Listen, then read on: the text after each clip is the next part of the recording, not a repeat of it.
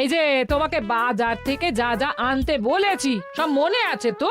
মনে থাকবে কি থাকবে না জানি না, তাই আমি কাগজে একটা ফর্দ বানিয়ে নিয়েছি। গোপাল দাদা, পুটির মায়ের দাঁতের যন্ত্রণাটা আরো বেড়েছে। কাল সারা রাত যন্ত্রণায় ছটফট করেছে। আমাদের বৈদ্যমশাই দাঁতের শল্য চিকিৎসা শিখতেই বাইরে গেছেন, আজকের মধ্যেই আশা করি চলে আসবেন। কিন্তু ও যে আর পারছে না। শোনো, তুমি একটা তুলোর মধ্যে লবঙ্গ তেল দিয়ে পুটির মায়ের যে দাঁতে ব্যথা হচ্ছে তার গোড়ায় রাখো। বৈদ্যমশাই এলে আমি তোমাদের বাড়িতে যেতে বলছি। আচ্ছা গোপাল দাদা। যাই, বাজার থেকে চটপট ঘুরে আসি, এরপর আবার রাজসভায় যেতে হবে।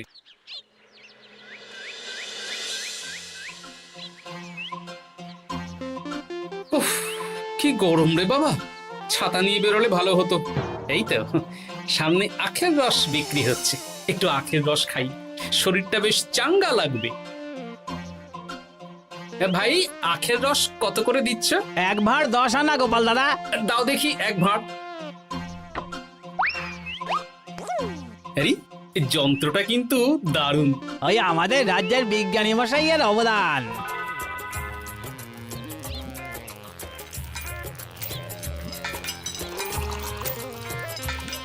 এই নাও গোপাল দাদা।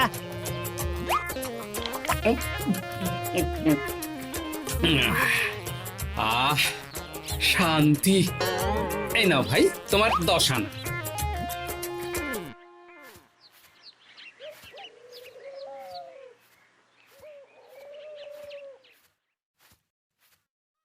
কি রাজবৈদ্য, এই ফিরছো নাকি?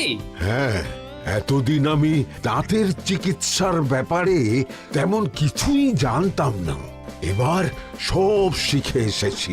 ভালোই করেছো, তুমি একেবারে প্রথম রোগীকে দেখে তারপর রাজসভায় এসো। প্রথম রোগী? পুটির মা গো, কালকে সারা রাত যন্ত্রণায় ঘুমোতে পারেনি। আরে আর বলো না, কদিন আগেই পুঁটির মাকে নিয়ে পুঁটির বাবা আমাদের বাড়িতে এসেছিল।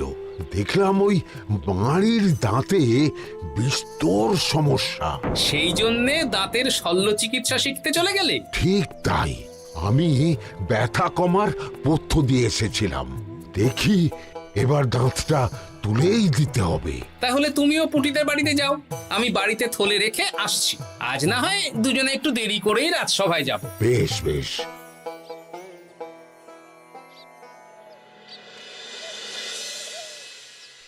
দেখুন মহারাজ, দেখুন আজকে রাজবৈদ্য আসেনি, আর ওদিকে গোপালও ডুব দিয়েছে।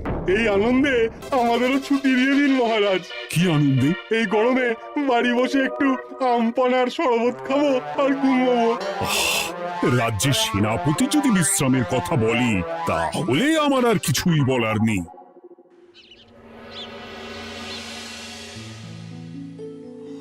এই তো দাঁতটা পুরো পোকায় খেয়ে নিয়েছিল।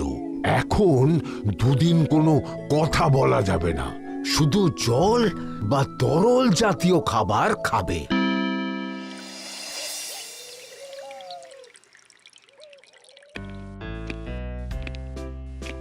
ওই তো গোপাল আর রাজবৈদ্য দুজনে একসাথে রাজসভায় ঢুকছে। রাজবৈদ্য মশাই ওনার জীবনের প্রথম শল্য চিকিৎসা করছিলেন, তাই আমিও দেখছিলাম। তা কি রাজবৈদ্য, সফল হয়েছ? হ্যাঁ মহারাজ, পুঁটির মায়ের একটা মাড়ির দাঁত পোকায় খেয়ে নিয়েছিল, সেটাই তুলে দিলাম। ভালোই হলো, আমাদের রাজ্যে কোনো দাঁত তোলার বৈদ্য বা চিকিৎসক ছিল না। এখন তুমি সাধারণ রোগ ব্যাধি নিরাময়ের সাথে সাথে দাঁতের চিকিৎসাও করবে। কিন্তু মহারাজ, একটা যে সমস্যা আছে। আবার কি সমস্যা? আমি যে দাঁতের শল্য চিকিৎসা করি এটা তো আর রাজ্যবাসী জানে না, তাই কতজন আর আমার কাছে আসবে সে নিয়ে আমার সন্দেহ আছে। মানে তুমি চাইছো যাতে তোমার কাছে বেশ কিছু রোগী তাড়াতাড়ি আসুক, যাতে তুমি অনুশীলনও করতে পারো, তাই তো? একদম ঠিক ধরেছেন মহারাজ, কাজ না করলে হাত পাকাবো কি করে? তাহলে ঢেড়া পিটিয়ে বলে দিলেই তো হয়। এতে তেমন ভালো কাজ হবে বলে মনে হয় না। তা তুমি কি বলতে চাইছো গোপাল? প্রচার হবে, কিন্তু একটু অন্যভাবে। কিভাবে? আজ বিকেলে আমি রাজবৈদ্যর হয়ে প্রচার করব, শুনে নেবেন। বেশ। শুনুন শুনুন শুনুন, আমাদের কৃষ্ণনগরের রাজবৈদ্য এখন দাঁতের শল্য চিকিৎসাও করছেন। যারা যারা আমাদের রাজবৈদ্যের কাছে দাঁত তোলাবেন তাদের দাঁত তোলার পরে দুদিন কোনো শত্রু থাকবে না। চিকিৎসার সময় সকাল 7টা থেকে সকাল 10টা পর্যন্ত।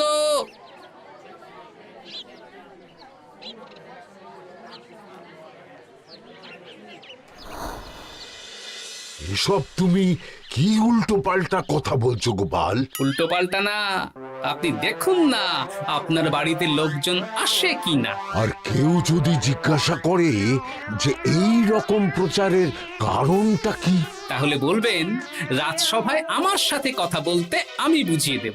বেশ।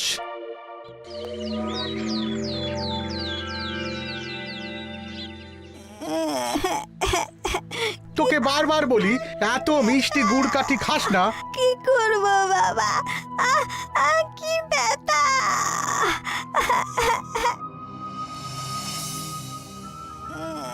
বাড়ি আছেন নাকি বৈদ্য মশাই? হ্যাঁ, আছি আছি। এই আমার ছেলেটার না দাঁতে খুব ব্যথা দুদিন ধরে। দেখছি। তা আপনাকে তো এই রাজ্যে আগে দেখিনি। আমি পাশের রাজ্য থেকে আসছি। শুনলাম আপনার কাছে দাঁতের শল্য চিকিৎসা করালে আগামী দুদিন কোনো শত্রু থাকবে না। ঠিকই শুনেছেন। বেশ, তাহলে বলুন কেন থাকবে না?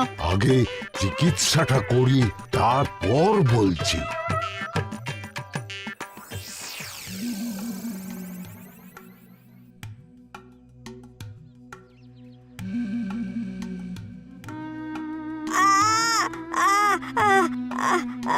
আর চিন্তা নেই, এখন দুদিন কোনো কথা বলা যাবে না।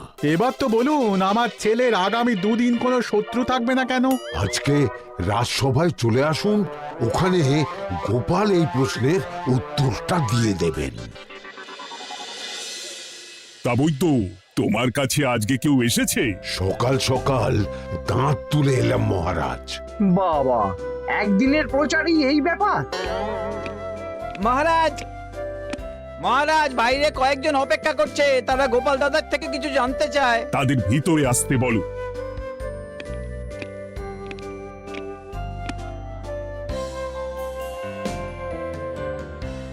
আজ আমার ছেলে বৈদ্য মশাইয়ের কাছে একটা দাঁত তুলিয়েছে।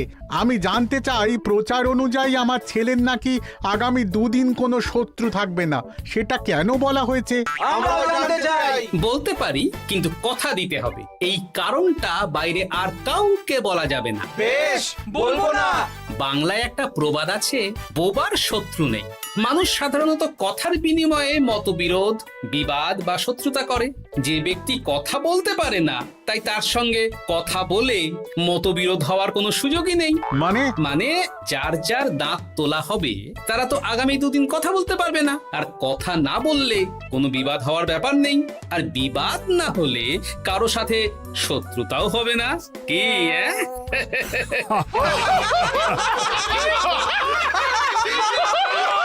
এই জন্যই তুমি হাসির রাজা গোপাল ভাঁড়। কে তোমার কথা শুনতে যাবে? একদিন না হয় প্রচারের চমকে এলো, এরপর কিভাবে আসবে শুনি? এরপর রাজবৈদ্যের সুনামেই লোকজন ছুটে ছুটে আসবে। বাহ বাহ বাহ, তোমার কত জ্ঞান! মহারাজ, এই কথা শুনে আমার মাথাতেও একটা বুদ্ধি এলো। অল্প পুঁজিতে শুধু প্রচারের জোরে এত রোজগার করব না, গোপাল হাঁ করে দেখবে। নিশ্চয়ই কোনো লোক ঠকানোর কথা ভাবছেন। মোটেই না। আচ্ছা, আগামী 3 দিন ব্যাপী মেলা হবে, সেখানেই তোমরা দুজনে তাহলে ব্যবসা করো। বেশ, করব। যে সবচেয়ে বেশি রোজগার করবে তাকে আমি 50 মোহর পুরস্কার দেব। রাজি। মেলার শেষে আমার প্রশংসায় পঞ্চমুখ হবেন সবাই, দেখে নেবেন।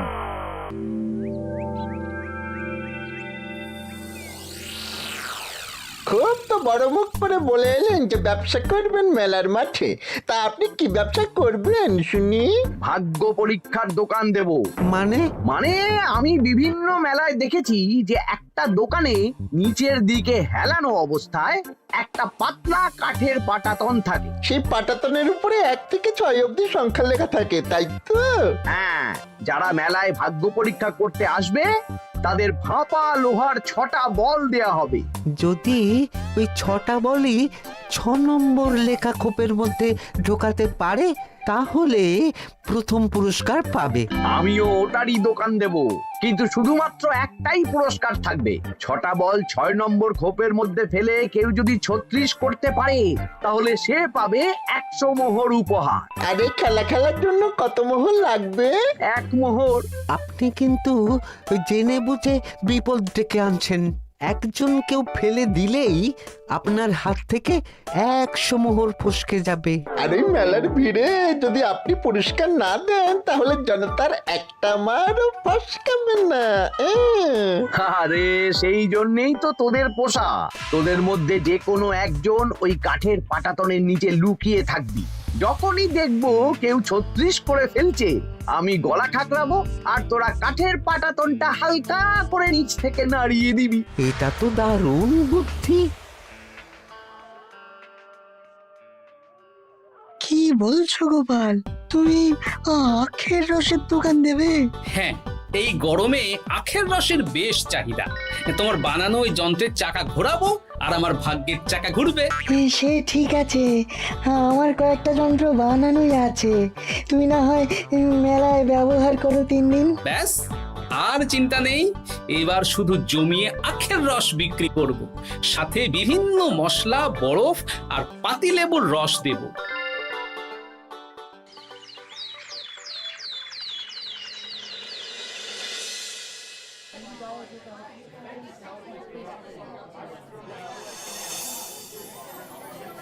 এই দোকানের পানীয় খেয়ে মন হবে বশ।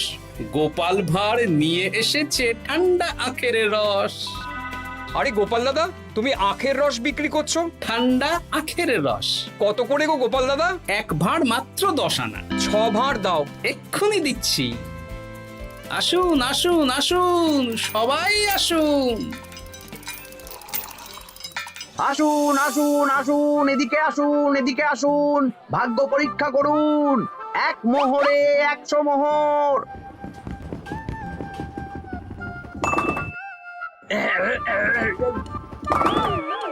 ভাগ্য পরীক্ষা করুন। মন্ত্রী মশাই বলেন কি 1 মোহরে 100? তুমিও ভাগ্য পরীক্ষা করাবে নাকি? একবার বাজিয়ে দেখতে দোষ কি? দাও, আখের রস খেয়ে বরং চলে যাই। এই তো হয়ে এসেছে। এই নাও, ধরো।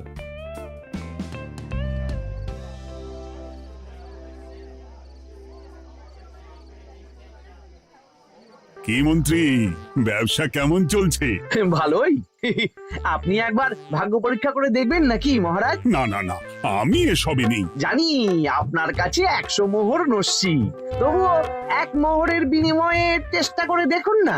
আচ্ছা, এত করে বলছো যখন, দেখি। 1 মোহরে 6টা বল। বাবা বাবা বাবা, দেখুন মহারাজ চেষ্টা করে।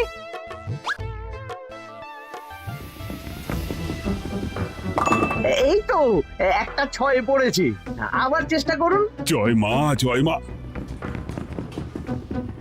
আবার 6। সাবাস। দেখুন হয়ে যেতে পারে, আর তো মাত্র 4টে বাকি। দেখি তৃতীয়টা। আরে পাস, আবার 6। নিন, খেলুন। এই যা, হলো না। আরেকবার প্রথম থেকে চেষ্টা করবেন নাকি মহারাজ?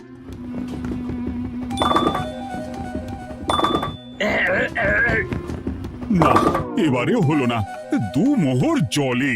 অন্য সব জায়গায় বাকি সংখ্যাতেও পুরস্কার থাকে, আপনার এখানে নেই কেন? আমার এখানে ধামাকা পুরস্কার, তাই বাকি আর কিছু রাখিনি। 36 করতে পারলেই 100 মোহর। এই নাও মন্ত্রী, 2 মোহর।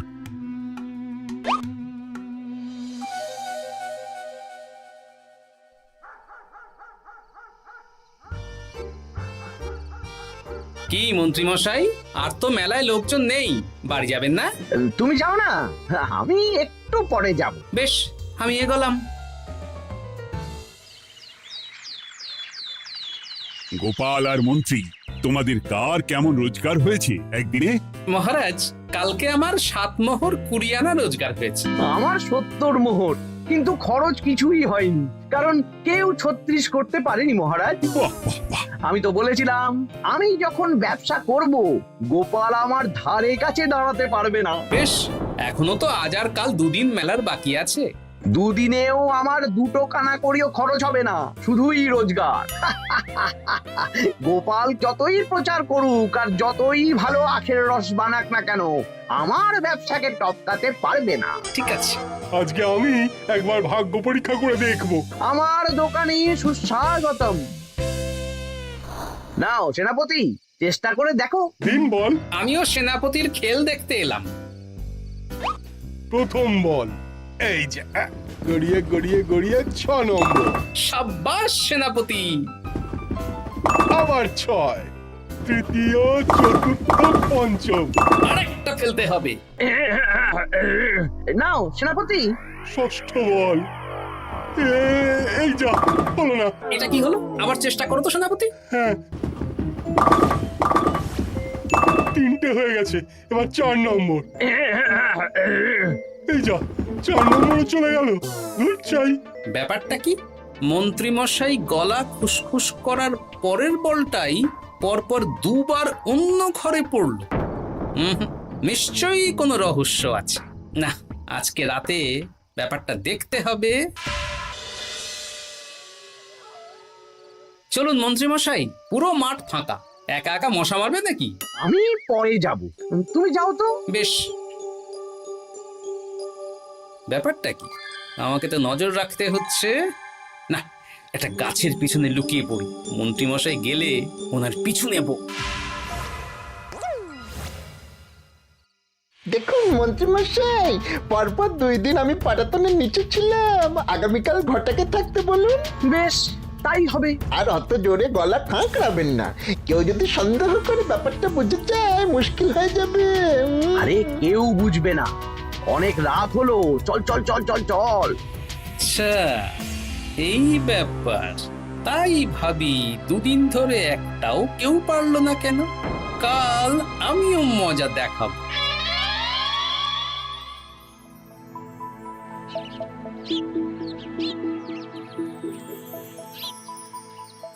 বাবা চলে এসেছেন দেখছি। এত চাহিদা না আমার এই ভাগ্য পরীক্ষার, তাই আগে আগে চলে এসেছি। মন্ত্রীমশাই, আপনাকে মহারাজ এক্ষুনি ডাকছেন। এখন কেন? সে তো জানি না, চলুন।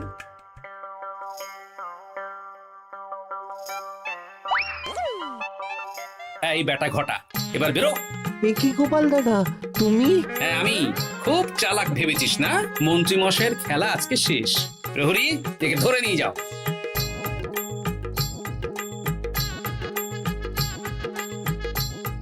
বিজ্ঞানী, তুমি তোমার চুম্বক নিয়ে এসেছো তো? হ্যাঁ, এবার 6 নম্বরের নিচে একটা টান টান করে সমান রেখা টানতে হবে, আগা থেকে গোড়া অবধি। তুমি তো সব সকালে বুঝিয়েই দিয়েছো, দাঁড়াও দাগটা টেনে নি। একদম 6 নম্বর খোপ অবধি যাচ্ছে, সেই অনুযায়ী টান টান করে দাগ টানো। টানছি, তুমি বাইরে নজর রাখো। নজর রাখছি। কাজ হয়ে গেছে, তুমি একবার অনুশীলন করে দেখে নাও। হ্যাঁ দেখছি। শুরু করো। শুরু করছি। একদম পাক্কা আছে। দূর, কেউ ডাকেনি, অকারণে সময় নষ্ট করলো। কতগুলো খদ্দের ফিরে গেছে কে জানে। কি হলো মন্ত্রী মশাই, এত রাগ কিসের? রাগ হবে না, ওরই বেটা আমার সাথে মজা করছিল। বেশ অনেকজন খদ্দের ফিরে গেল, আমার কত ক্ষতি হয়ে গেল। আমি খেলে আপনার ক্ষতিপূরণ দিতে পারি। কি, তুমি খেলবে? হ্যাঁ, ভাগ্য পরীক্ষা করতে দোষ কোথায়? ওই তো বেশ কয়েকজন সভাসদেরা আসছেন, সবার সামনেই খেলবো। তাহলে শুরু করি। হ্যাঁ, শুরু করো। এই বল যা, 6 নম্বরে যা। আরে বাস, গোপালের ফেলাপল তো গড়ালো না, সোজা 6 নম্বরে চলে গেল। এই দেখুন, আবার যাবে। বলকে আমি বলবো, বল কথা শুনবে। এই বল যা তো, 6 নম্বরে যা।